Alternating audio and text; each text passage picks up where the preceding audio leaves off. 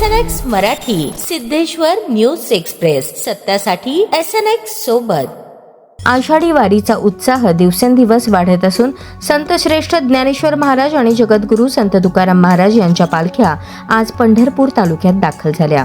वेळापूरहून प्रस्थान केल्यानंतर ठाकूरबुवा समाधी येथे संत ज्ञानेश्वर महाराजांच्या पालखीचे पारंपरिक गोल रिंगण मोठ्या भक्तिभावात पार पडले। माऊली माऊलीच्या जयघोषात हजारो वारकऱ्यांनी हा सोहळा अनुभवला। यानंतर माळशिरस तालुक्याच्या हद्दीत संत ज्ञानेश्वर महाराज आणि त्यांचे ज्येष्ठ बंधू सोपानदेव महाराज यांच्या पालख्यांची पारंपरिक बंधू भेट झाली। दोन्ही संस्थानांच्या मानकऱ्यांनी परस्परांच्या मानाचा नारळ आणि प्रसाद अर्पण केला। या भावपूर्ण सोहळ्याने उपस्थित वारकरी भारावून गेले। पुढे संत ज्ञानेश्वर महाराजांची पालखी भंडी शेगाव येथे मुक्कामी पोहोचली। दरम्यान जगद्गुरू संत तुकाराम महाराजांची पालखी बोरगाव मार्गे तोंडले बोंडले येथे पोहोचली।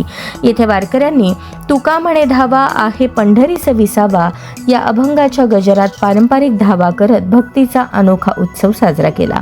त्यानंतर पालखी पिराची कुरोली येथे मुक्कामी पोहोचली।